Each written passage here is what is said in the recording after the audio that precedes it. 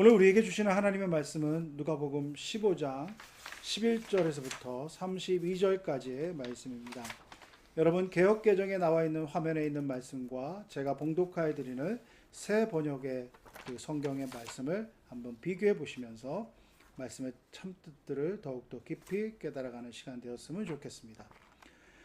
예수께서 말씀하셨습니다. 어떤 사람에게 두 아들이 있었다. 작은 아들이 아버지에게 말했다. 아버지, 재산 중에서 제가 받을 몫을 주십시오. 그래서 아버지는 두 아들에게 살림을 나눠주었다. 며칠 뒤 작은 아들은 자기가 가진 것을 모두 챙겨서 멀리 다른 나라로 떠났다. 그리고는 거기서 방탕하게 살면서 그 재산을 낭비했다. 그가 모든 것을 탕진했을 때 그 나라 전역에 심한 흉년이 들어 형편이 어려워지기 시작했다. 그래서 그는 그 나라의 사람에게 일자리를 얻었는데 그 사람은 그를 들판으로 내보내 돼지를 치게 했다. 그는 돼지가 먹는 쥐엄나무 열매라도 배를 채우고 싶었지만 그것마저 주는 사람이 없었다. 그제야 제정신이 들어서 말했다. 내 아버지는 집에는 양식이 풍부해서 일꾼들이 먹고도 남는데 나는 여기서 굶어 죽는구나. 그가 일어나 아버지에게 돌아가 말해야겠다. 아버지, 제가 하늘과 아버지께 죄를 지었습니다. 저는 더 이상 아버지의 아들이라 불릴 자격이 없으니 그저 하나의 일꾼으로나 삼아 주십시오. 그러고서 아들은 일어나 아버지에게로 갔다. 아들이 아직 멀리 있는데 그 아버지는 아들을 보고 불쌍히 여겨 아들에게 달려가 그의 목을 껴안고 입을 맞췄다. 아들이 아버지에게 말했다. 아버지, 제가 하늘과 아버지께 죄를 지었습니다. 이제 아들이라고 불릴 자격도 없습니다. 그러나 아버지는 종들에게 말했다. 어서 가장 좋은 옷을 가져와 이 아이에게 입혀라. 손가락에 반지를 끼우고 발에 신을 신겨라. 살찐 송아지를 끌어다 잡아라. 잔치를 벌이고 즐기자. 내 아들이 죽었다가 다시 살아났다. 이 아들을 잃었다가 이제 찾았다. 이렇게 그들은 잔치를 벌이기 시작했다. 그런데 큰 아들은 들에 나가 있었다. 그가 집 가까이에 이르렀을 때 음악과 춤추는 소리가 들렸다. 그래서 하인 하나를 불러 무슨 일인지 물어보았다. 하인이 대답했다. 동생이 왔습니다. 동생이 건강하게 무사히 돌아와서 주인 어른께서 살찐 송아지를 잡으셨습니다. 큰 아들은 화가 나서 들어가려 하지 않았다. 그러자 아버지가 나와 그를 달랬다. 그러자 큰 아들이 아버지에게 이렇게 말했다. 보십시오. 저는 여러 해 동안 아버지를 위해 종노릇하고 무슨 말씀이든 어긴 적이 없습니다.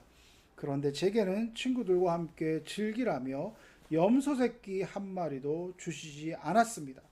그런데 창녀와 함께 아버지의 재산을 탕진한 아들이 집에 돌아오니까 아버지는 그를 위해 살찐 송아지를 잡으셨습니다. 아버지가 말했다. 얘야, 너는 항상 나와 함께 있지 않느냐? 또 내가 가진 모든 것이 다 내 것이다. 그러나 내 동생은 죽었다가 다시 살아났고 내가 그를 잃었다가 찾았으니 우리가 잔치를 벌이며 기뻐하는 것이 당연하다. 오늘 본문의 말씀은 우리가 익히 잘 알고 있고 또 여러분께서도 말씀으로 많은 부분들에 걸쳐서 들어보셨던 그런 말씀입니다. 이 누가복음 15장은 하나님과 우리의 관계 속에 있는 하나님이 우리를 어떻게 생각해 주시는가 하는 것들을 많은 비유로 말씀해 주고 있습니다. 누가복음 15장 처음에 나와 있는 잃어버린 양과 또 그 다음에 나와 있는 잃어버린 한 드라카마의 비유와 그리고 지금 우리와 함께 나눴던 두 아들의 비유입니다. 오늘 저는 이 말씀을 우리가 가지고 있는 기본적인 말씀을 향하는 그런 이해와 또 우리가 알고 있는 그 관점과 함께 가치라는 거 하는 그런 관점에서 한번 이 말씀을 묵상해 보고자 합니다. 저와 여러분은 인생을 살아가면서 주변의 것들을 어떤 가치로 대하고 그 가치를 평가할 때 나에게 쓸모가 있느냐 그렇지 않느냐에 따라서 많은 부분들에 대해서 가치를 매기실 것입니다.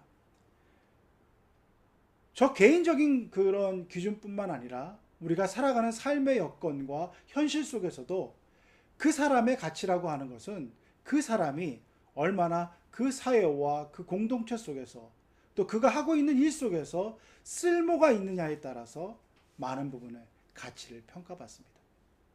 그래서 자본주의 사회 속에서 그가 많은 가치를 평가받고 또 쓸모가 있다고 했을 때 그것을 돈으로 환산해서 그 사람의 연봉이 얼마다는 식으로 표현합니다. 연봉이 억대니 뭐 이런 식으로 표현하면서 그가 얼마만큼 쓸모가 있는지를 돈으로 환산해서 얘기할 때가 참 많이 있습니다. 가치라고 하는 것, 쓸모라고 하는 것, 그것은 상대적일 수 있음에도 불구하고 우리에게는 그 쓸모에 따라서 사람들을 평가하는 여러 가지 기준을 가지고 그와의 관계성 속에서 그 쓸모에 따라서 사람을 대접하거나 사람을 평가하고 또 사람과의 관계를 이어가는 그런 모습들을 많이 보게 됩니다. 그 쓸모가 내가 그 쓸모를 다 감당할 수 있고 내가 그 쓸모 있는 삶이라고 하는 것을 증명해 내게 되는 그런 사람에게는 오히려 그 가치를 존중받는 사회가 참으로 자신을 증명해 보일 수 있는, 어떻게 보면 자신의 능력을 증명해 보일 수 있는 그런 장으로 여겨질 수 있을 것입니다. 그래서 제가 지난번에도 말씀드렸던 능력주의적인 사고를 가지고 있는 오늘날의 젊은이들과 많은 사회적 평가의 기준은 그 능력을, 그 가치를, 그 쓸모를 계속적으로 우리에게 절대적인 기준인 양 요구할 때가 참 많이 있습니다. 그래서 많은 부분에 있어서 SNS나 그런 것들을 보게 되면 내가 이만큼 능력이 있습니다. 내가 이만큼 쓸모가 있습니다. 내가 이만큼 가치가 있는 것을 자랑하며 그것을 증명해 보이려고 좋은 장소에서 좋은 것을 먹고 좋은 곳에서 여행을 하며 좋은 차를 타고 좋은 것을 많이 누리는 것을 그런 물질적인 것으로 드러내 보이며 자신을 과시합니다. 물론 그건 나름대로에도 의미가 있습니다. 왜냐하면 그것을 통하여서 삶의 것들을 성취해 나가는 것들, 또 발전을 향해서 나가는 것들, 뭔가 개발해 나가는 것들 의미가 있습니다. 그러나 그것만을 추구했을 때 닥쳐지는 그 모습, 그 이면의 모습을 생각해 보면 우리는 가슴을 쓸어하는 수밖에 없고 그 이면을 놓쳐버리는 인생이 얼마나 허망한가 하는 것들을 이 시간 한번 생각해 보고자 하는 것입니다. 내가 쓸모 있다고 하는 것, 내가 가치 있다고 하는 것을 증명해 나가는 삶을 살아가는데 어느 날 그 쓸모를 다하지 못하는 그 모습으로 내가 살아갈 수밖에 없는 현실을 맞닥뜨렸을 때 우리는 어떠합니까? 하루아침에 직장에서 해고 통보를 받습니다. 불의의 사고를 당하여서 내가 병상에 누울 수밖에 없는 존재가 됩니다. 많은 노력을 하고 최선의 노력을 다했지만 번번이 취업에 실패합니다. 애쓰고 힘써서 노력하고 정말 최선을 다했지만 결과는 내가 뜻하는 대로 이루어지지 않는 것을 통하여서 많은 젊은이들이 좌절할 뿐만 아니라 많은 중년의 남자들이, 많은 중년의 사람들이 그렇게 닥쳐오는 현실 속에서 나의 쓸모는 무엇이며 나의 가치는 무엇인가 하는 것들을 그 현실의 무게 앞에서, 그 처절한 삶의 무게 앞에서 자신의 가치와 쓸모에 대해서 심각하게 묻고 그것에 대해서 낙심하며 절망하는 모습으로 살아가는 그 주변의 현실들을 우리는 목도하게 됩니다. 그 전에는 잘 나갔었는데, 그 전에는 정말 그 쓸모와 가치를 마음껏 증명하며 살았는데 이제 내 모습은 이것밖에 안 되는구나. 아무것도 할 수 없는, 뭔가 능력을 증명해 보일 수 없는, 그래서 쓸모가 다했다고 하는 그것으로 너무나 자신을 비하하고 그 삶의 무게 속에서 움츠러져가는 우리네 인생들의 모습을 주변에서 많이 볼 수 있습니다. 내가 늙었습니다.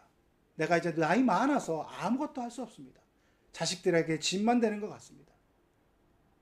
이런 생각을 가지고 계시며 하루하루를 살아가는 노년의 부모님들을 볼 때도 있습니다. 과연 그것이 그 마음과 그 처지와 형편은 우리가 충분히 이해하고 그들의 마음 가운데 있는 것들을 그러지 마십시오, 그러지 않으셨습니다라고 하는 것을 말씀하면서 용기를 북돋아드리고, 하지만 그 처지에 있는 사람들, 그 상황에 있는 사람들의 마음이라고 하는 것은 그 위로와 격려를 받아들일 수 없을 정도로 무너져가는 그 마음의 아픔들이 그들에게는 있다라고 하는 것입니다. 하나님의 말씀은 오늘 그러한 관점에서 이 두 아들의 형편을 한번 생각해 보게 우리가 한번 말씀을 나누고자 합니다. 오늘 본문에 나와 있는 두 아들의 비유는, 두 아들의 관점은 철저히 이 쓸모의 가치, 소위 말해서 쓸모라고 하는 것, 가치 중심에 가지고 있는 그런 입장에서 인생을 바라보는 사람을 대변해 준다고 볼 수 있습니다. 쓸모라고 하는 것, 가치라고 하는 것, 이것을 가지고 뭔가를 평가하는 것을 철학적 개념으로는 도구적 가치라고 하는 것을 표현했습니다. 그래서 오늘 본문에 나와 있는 두 아들은 겉으로는 부자 간의 관계이며 혈육의 관계이고 뗄래야 뗄 수 없는 그런 관계이지만, 두 아들의 입장의 그런 태도와 그런 모습들을 보면 아버지를 한낱 자신에게 물질을 줄 수 있는 그러한 존재로만 여기는 것 같은 것을 생각해 볼 수 있습니다. 왜냐하면 오늘날 지금 우리의 현실 속에서도 아들이 어느 날 나에게 와서 자기가 물려받을 유산을 달라고 했을 때 느껴지는 불쾌함과 또 배은망덕이라고 하는 그 노여움도 있지만, 지금 본문에 기록되어져 있는 중동 지방의 상황을 염두에 두고 생각해 보면 이것은 우리가 생각하는 것 이상의 그런 엄청난 아버지에 향한 폐륜의 모습이라고 하는 것입니다. 이 두 아들의 모습은 재산을 상속받기, 아버지가 살아계심에도 불구하고 그 재산을 처분해달라고 하는 그 요구는 아버지가 빨리 죽어야 됩니다 라고 하는 것과 똑같은 그런 의미를 내포하고 있다고 하는 것입니다. 아버지는 너무나 말할 수 없는 폐륜을 저지르는 이 아들들의 요청을 받습니다. 아버지의 마음은 찢어질 것 같지만 그 아들에게, 둘째 아들에게 그가 물려받을 재산을 물려주고 상속 재산을 그에게 떼어줍니다. 아버지로부터 받은 그 재산을 가지고 둘째 아들은 자기가 하고자 하는 일을 합니다. 오늘 성경의 본문에는 먼 나라로 가서 그곳에서 자기가 할 수 있는 것, 자기의 가치를 증명해 보이려고 하는 것들을 마음껏 행합니다. 자신의 젊음을 마음껏 발산하며 살아갑니다. 허랑방탕이라고 살아가는 그 모습 속에서 그는 이제 자신의 현실을 깨닫습니다. 물질로 자신의 가치를 증명해내고 그것이 쓸모있음을 나타내는 것을 통하여서 마음껏 자신의 것을 과시했던 그가 이제 더 이상 쓸모없는 존재가 되었습니다. 자식이 가지고 있는 돈이 다 떨어졌습니다. 그의 쓸모라고 하는 것은 그전에는 함께했고 그전에는 그와 즐겼던 많은 친구들이 떠나가고 그가 쓸모있는 듯이 여겼던 많은 것들이 이제는 보잘것없는 자신의 모습을, 그 현실을 직시하게 보는 모습으로 다가오게 됩니다.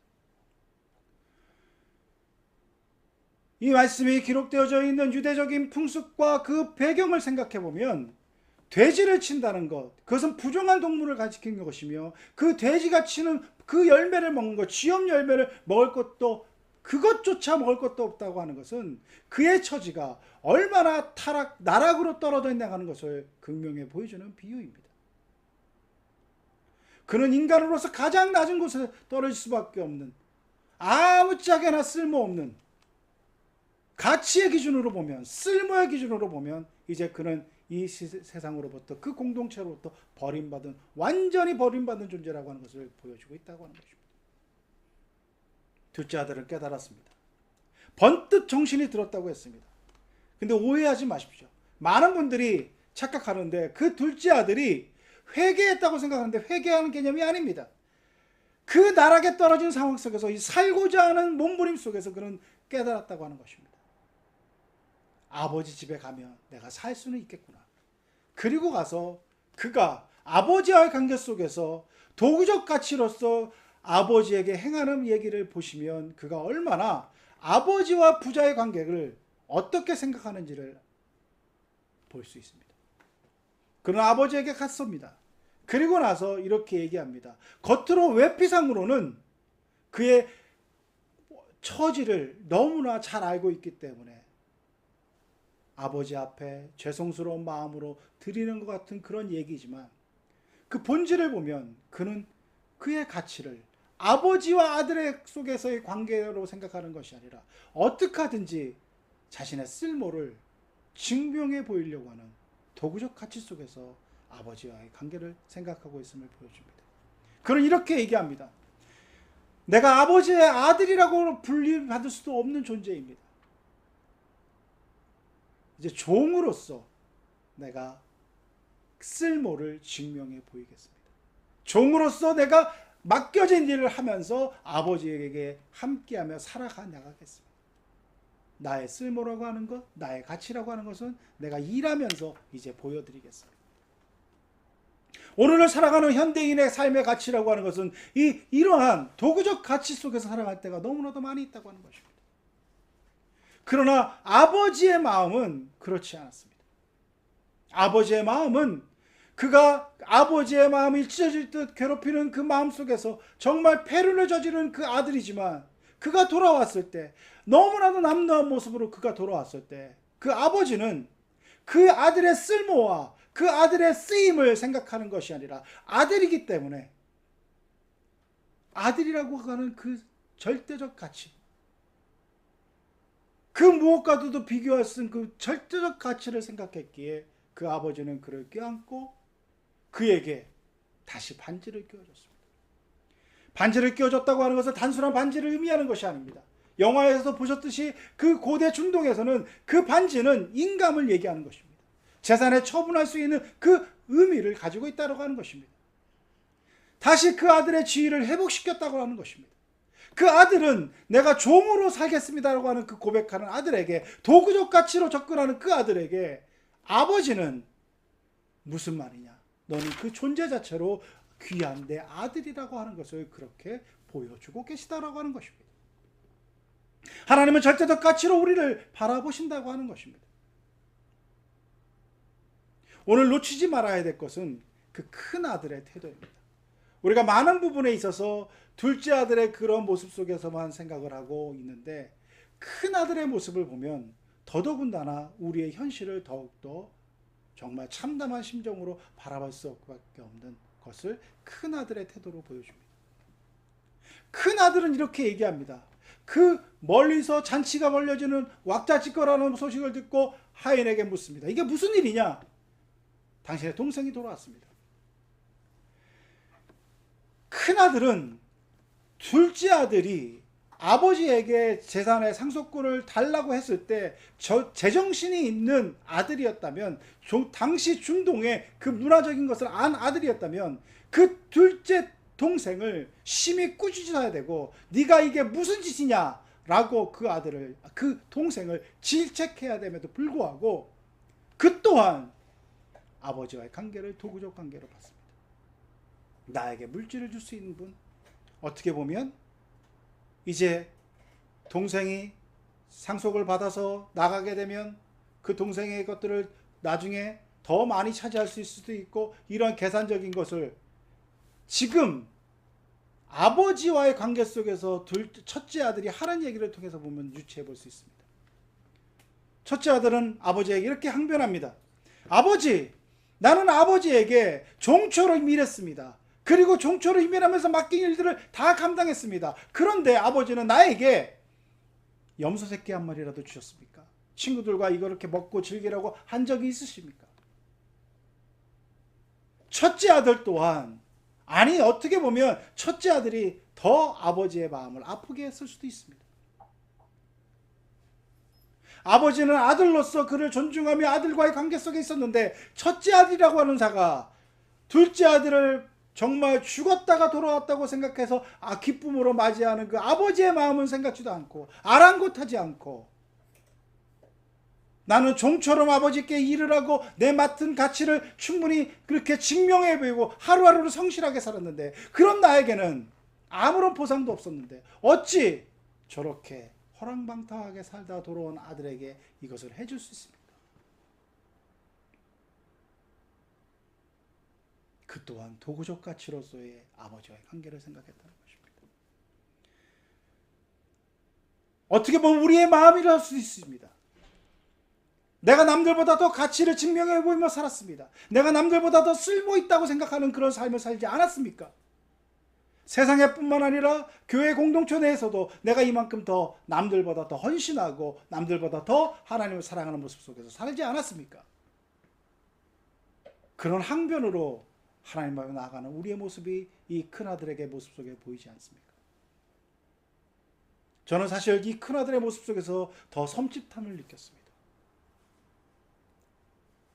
연민의 정이 있고 따뜻한 사랑의 그런 마음이 있었으면 먼저 정말 이방 땅에 떠나서서 생사도 알지 못하는 그 동생이 돌아왔을 때 같이 기뻐해주고 동생이 돌아옴으로 말미암아서 함께 그 동생을 얼싸 끌어안아야 되는 것이 인지상정인데 큰아들은 그렇지 않은 모습을 보여주고 있다고 하는 것입니다. 오늘을 살아가는 냉혹한 현실의 모습을 이 두 아들은 극명하게 보여주고 있습니다. 쓸모로 대변되어지는 가치로 자신을 증명해야 되는 그 냉혹한 현실, 거기에 경도되고 거기에 매몰되어져 있는 우리의 모습. 그러나 하나님은 우리를 그렇게 보시지 않습니다. 하나님은 우리 한 사람 한 사람의 그 현상과 상황과 여건을 바라보시며 쓸모로 우리를 판단하시고 평가하시는 것이 아니라 아들이라고 하는 사실 그 자체. 내가 너를 사랑하여서 독생자 예수 그리스도까지 너를 위해서 십자가에 달려 죽게 한 그 절대적인 사랑을 덧입은 그 존재라는 사실 하나만으로 하나님은 좋아요라고 보신다고 하는 것입니다. 그 절대적 가치에 대한 것들을 우리가 가슴에 품고 그 절대적 가치에 대한 그 확신과 그 믿음과 그 소망이 있을 때 우리는 하루하루의 삶을 의미 있게 살아갈 수 있습니다. 도구적 가치로서 우리 자신을 먼저 생각하고 그 도구적 가치로 우리 스스로를 평가해버리게 되면 우리는 점점 능력주의에 매몰되어질 수밖에 없고 그 능력주의가 점점 심화되어져 가는 모습 속에서는 그 능력을 인정받지 못하고 그 능력을 발휘하지 못하게 되는 그 모습 속에서 우리는 소망을 잃게 되고 소망을 잃게 되는 가운데서 믿음을 잃게 되고 점점 그 믿음을 잃게 되는 모습 속에서 우리 인생을 망치게 되고 더 심하게는 극단적인 생각으로 흘러가는 그 모습이 우리에게 어느 날 갑자기 다가올 수 있다는 것입니다. 사랑하는 성도 여러분, 저와 여러분은 하나님의 절대적 가치로 하나님의 사랑을 덧입은 자들이라고 하는 것을 잊지 마시기 바랍니다. 자신의 주어진 현상과 상황 속에서 스스로를 도구적 가치로 나락으로 떨어뜨리지 마시고 상황과 여건 속에서 그 모든 것들을 뛰어넘는 하나님의 절대적 사랑을 믿고 하나님의 그 사랑을 덧입은 존재라고 하는 것을 품으시고 그것을 마음에 새기시고 그 마음 속에서 하루하루를 삶의 질곡 속에서 삶의 어려움 속에서 삶의 누추함 속에서 매몰되어져서 허우적대는 것이 아니라 하나님의 그 절대적 사랑 속에서 그 절대적 가치를 인정한 하나님을 바라보며 하루하루를 소망 가운데 살아가는 우리 모두가 될 수 있기를 간절히 바랍니다. 그렇게 살아가는 우리 모두에게 하나님의 큰 은혜와 하나님의 큰 긍휼이 날마다 더하실 것을 믿습니다. 함께 기도드리겠습니다. 아버지 하나님, 우리는 주변의 많은 가치관과 많은 환경과 많은 여건들이 우리를 옥죄이게 하고 우리를 너무나도 보잘것없는 존재라고 생각되어지게 하는 그런 도구적 가치적을 강요받는 시대에 살아가고 있습니다. 너는 무엇으로 쓸모를 증명해낼 것이냐? 너는 어떻게 너의 가치를 증명해 볼 것이냐라고 하는 그런 끊임없는 물음 속에서 하루하루를 힘겹게 정말 발버둥 치며 살아가는 우리 모두에게 하나님의 그 무한하신 사랑하심, 하나님의 그 절대적 사랑, 하나님의 절대적 가치로 우리를 바라보시는 그 긍휼하심을 우리가 잊지 않게 해주시고 그것을 바라보며 하루하루를 살아갈 힘을 얻게 해주시고 그 힘 속에서 그 용기 속에서 그 담대함 속에서 세상 속에 승리하며 살아가는 우리 모두가 될 수 있도록 하나님 역사하여 주옵소서. 예수 그리스도의 이름으로 기도드리옵나이다.